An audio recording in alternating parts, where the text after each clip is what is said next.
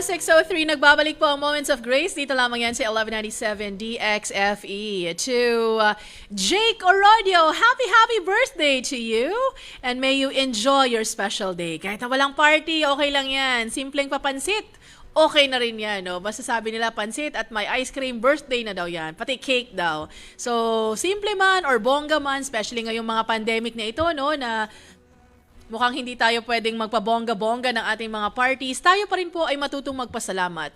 Kahit na simple yan, kasi alam nyo, yung katabi nga ni Ate Jen kagabi, no, sa SPMC, hindi na daw niya namalayan na wala na. He has expired already. And alam nyo, huwag kayong matatakot. Death is certain, no? Ikaw at ako, mamamatay tayo. It's just a matter of time. Pero habang meron pa, habang may hinga pa ngayon, habang buhay pa ngayon, smile amidst the storm. Of course, it's difficult to do. Sa tingin nyo ba, wala rin akong storm na pinagdadaanan? Meron, no? Na parang tinutulungan ko na lang talaga yung sarili ko. Tinuturuan ko ang sarili ko na, Lord, I will just focus on whatever it is good, noble, of pure report, whatever is faithful and true and beautiful, I will focus on these things. Alam nyo, bakit ba ako nakaka-relate sa mga pinagdadaanan ninyo? Because I am going through something as well.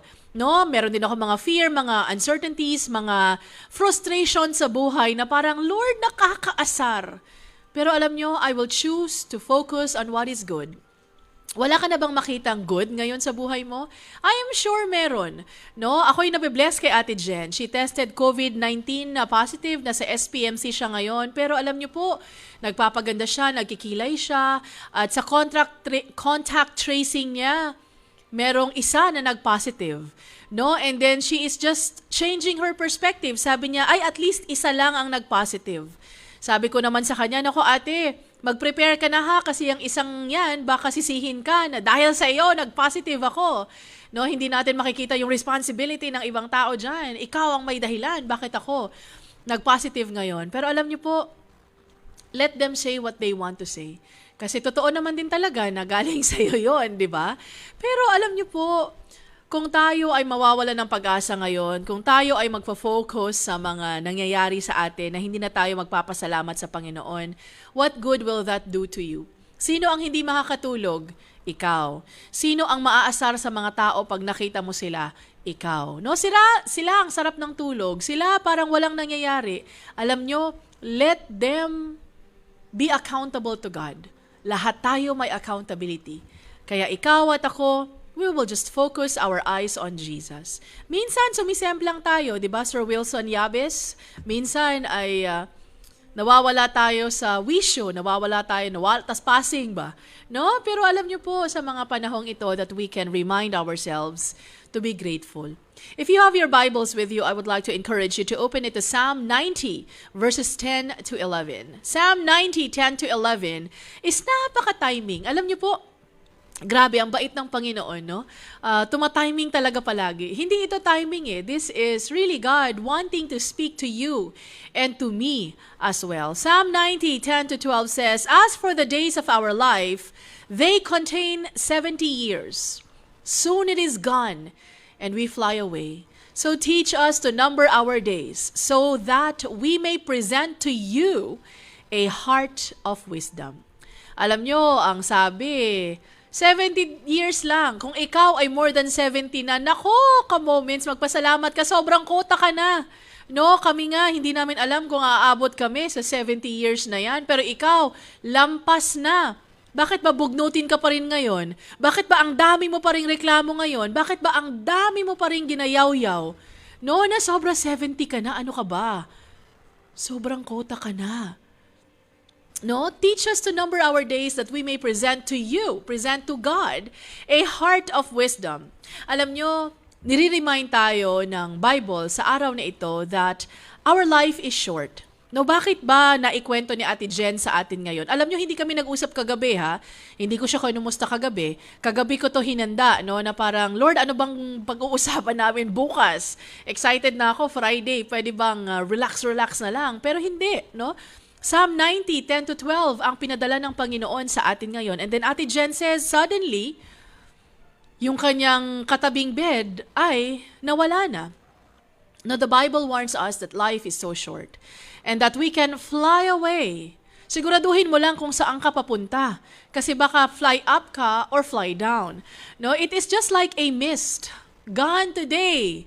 Here today, gone tomorrow. For a little time, it vanishes. Sinong may sabi niyan? Hindi ang kanta. James 4:14 says, it is a mist that appears for a little time and then vanishes. Nawawala na parang bula. No, na parang fog na nandito ngayon, wala na mamaya. Such is the brevity of life. Alam nyo, pwede nating tignan ito in two ways. First, nako, life is so short. Magpapakasasa ako sa lahat ng pwedeng ibigay ng mundo sa akin. Total, ayoko na yung asawa ko. Ilang taon na akong nagtitiis sa kanya. Maghahanap na lang ako ng panibago. Total, sabi ni Ate Maggie, life is short. Diba? Dapat ma-experience ko naman yung mga kilig, yung mga enjoyment na yan. Total, wala naman dito yung asawa ko. I will try para naman ma-enjoy ko because life is so short. YOLO, kumbaga, di ba? You only live once. So lahat ng bawal, gagawin ko na ngayon. Lahat ng hindi tama, gagawin ko na para ma-experience ko. Para naman may maikwento ako kasi malay mo bukas wala na ako. You can focus on the short-term pleasures of life, but this is not what the verse and verses is telling you. Now remember, the second part of verse 12, teach us to number our days so that we may present to you a heart of wisdom. Hindi natin hihingin sa Panginoon na turuan niya tayo to number our days para gawin ang lahat ng mga short-term pleasures ng mundo. But the Bible is reminding you and me today to teach us to number our days, to count our days. Alam nyo, I'm 45 years old. Kung pagbabasehan, hindi naman ako magaling sa math, no? Pero sige, tignan natin sa calculator. 70 daw, di ba? 70 minus 45. 25 years na lang. Times 365 days. 9,121 days na lang. Kung pagbabasehan ko, kung ibibigay ng Panginoon sa akin, ang 70 years, I only have 9,125 days to live. I am 45 years old. How old ka na? As you advance in age, mas umiikli ang number kasi mas lumalapit ka sa 70, di ba? Pero alam mo ka-moments, when we count our days, wag mong iisipin na I will count my days so that I can enjoy the world. The Bible encourages us to think of our lives as super short. Think carefully about your life and what you do. Anong ginagawa mo ngayon? Sinasayang mo pa rin ba? Galit ka pa rin ba sa in-laws mo? Kasi inalipusta ka before? Mababago mo ba yon? Wala na, di ba? Siniraan ka ng kapitbahay mo, kaya ang ibang tao ay ang tingin sa'yo ganun-ganun na lamang because siniraan ka. Hindi naman totoo. Pero ano ba, mag-house to house ka? Mag-house to house campaign ka, magbibigay ka ng flyers na yung sinabi ni Kumaring Maria ay hindi yung totoo, sinisiraan niya lang ako. Gagawin mo ba yan house to house para malinis lang ang pangalan mo? There is nothing you can do anymore. Nasabi na ni Kapitbahay Maria ang kanyang mga sinabi. Do not be stuck in the pain in the past. No, na parang, Lord, isang araw, isang gabi ang sinayang ko na hindi ako nakatulog dahil sa kakaisip doon sa mga taong yon.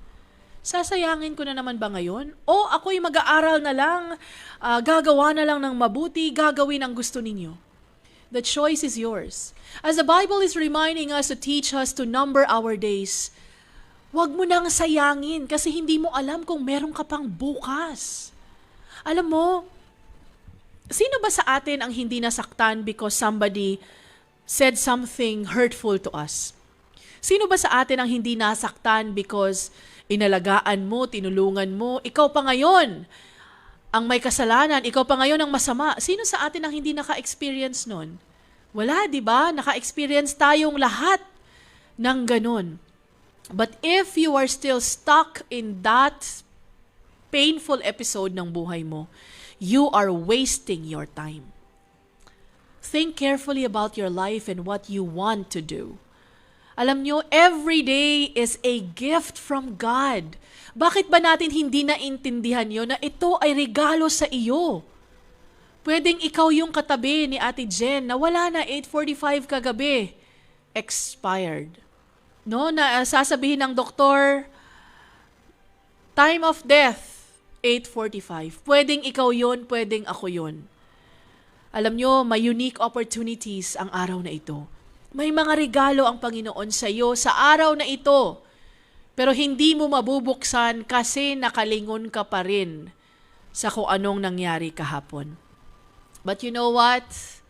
Hindi naman sa tinatakot ko ikaw at ako, no? Bakit ba natin hinihingi sa Diyos na tulungan tayo to number our days? The second part of verse 12 says, that we may present to you a heart of wisdom. Alam mo, ini-encourage tayo na i-number, i-count yung ating mga days para pagdating ng panahon, ipapakita natin sa Panginoon ang isang puso na puno ng wisdom. Anong wisdom doon sa bitter ka pa rin? Anong wisdom doon sa mga bagay na pilit mong binabago na hindi mo naman kayang baguhin? Ano ang wisdom doon? Alam mo, as God is encouraging you and me today to have a heart of wisdom, ang ibig sabihin nito, we make wise choices. Ano ba ang wise choice? Magpanik ka kasi ikaw ay may sakit ngayon? Or manalig ka na, Lord, may sakit ako? Problema mo na ito. Where is wisdom between trusting God or panicking because of your situation? Alam nyo, we have to be faithful servants of God. Kasi lahat ng meron ka, asawa mo, pamilya mo, trabaho mo, negosyo mo, those things are just entrusted to God, to you by God. He can easily take that away from you. Aantayin mo pa ba na alisin niya sa'yo at ibigay na lang sa iba kasi tigas ng ulo mo, wala ka namang kwentang worker, wag ka na lang dyan? Are we going to wait for that? Remember the parable of the talents? What we want is for God to tell us, well done, thou good and faithful servant. Hindi yung, you fool! Ibinangko mo na lang sana, at least may nakita ako, kesa na binaon mo dyan. Alam nyo, lahat tayo ay guilty of that. We do not take God's work seriously. We do not take our days seriously. Feeling natin forever meron. Pero hindi. Sabi nga nila, walang forever. Wala. No? Walang forever ka moments. DXFE is already 48 years old. It's older than me. And ilang tao na ang pinadala ng Panginoon. Ilang tao na rin ang inalis ng Panginoon.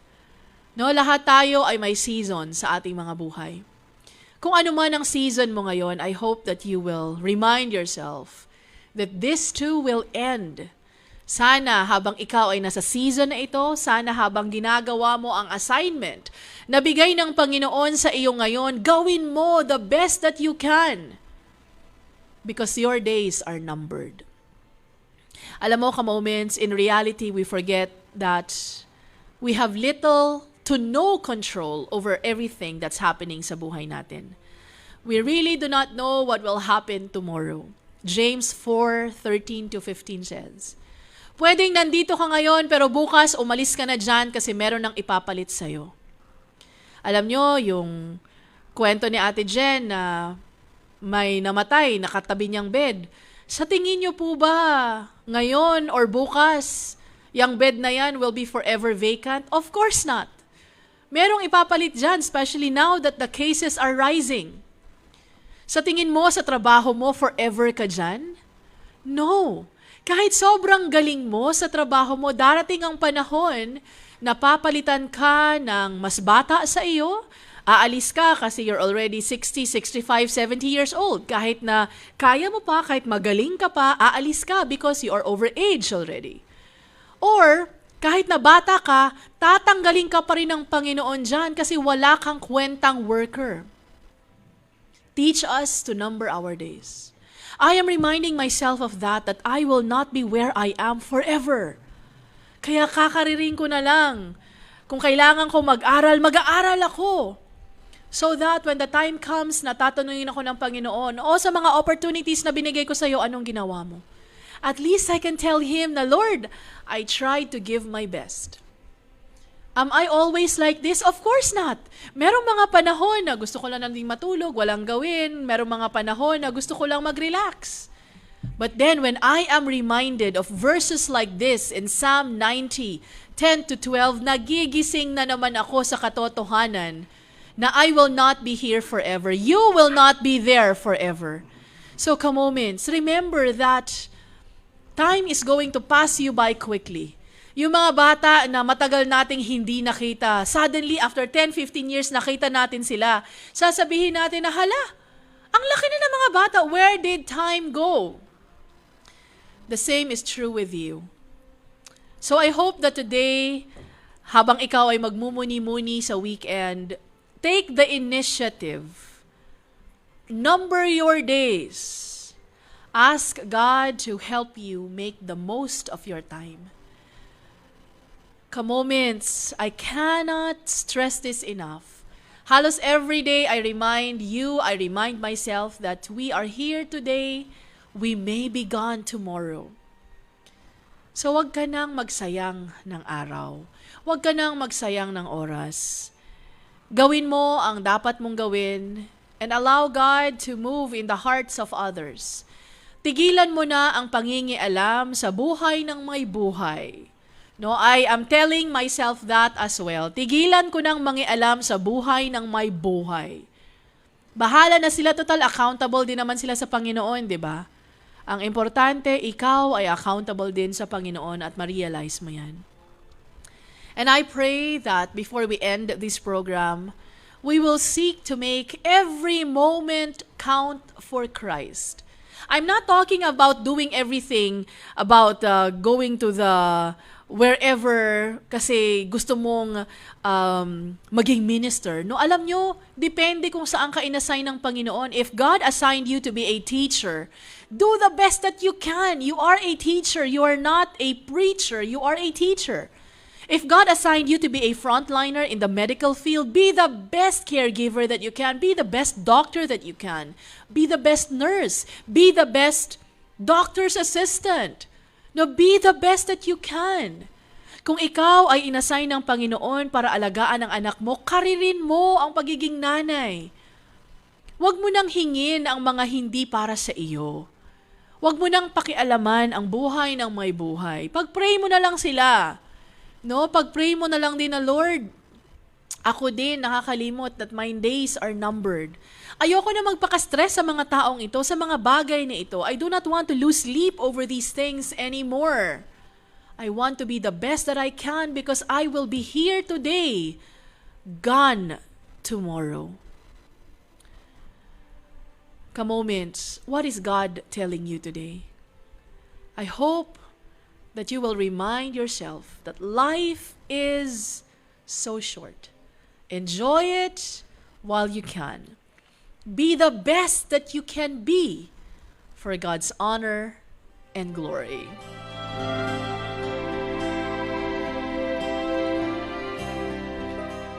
And with that, I am going to bid you goodbye. Maraming salamat for spending time with me. Ako'y nagpapasalamat na kayo ay kasama ko, no?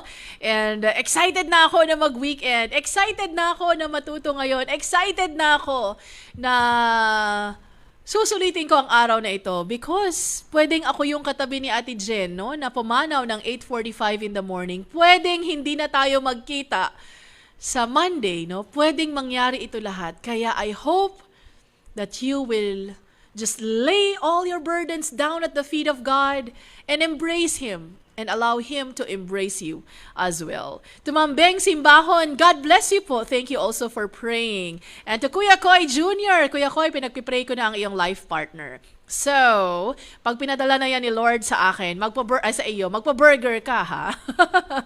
God bless you, Kuya Koy. Enjoy your weekend. To Pastor Marcus Valencia, anyong haseo. And alam niyo po ba na nagtatry ako mag-aral ng Hangul ngayon?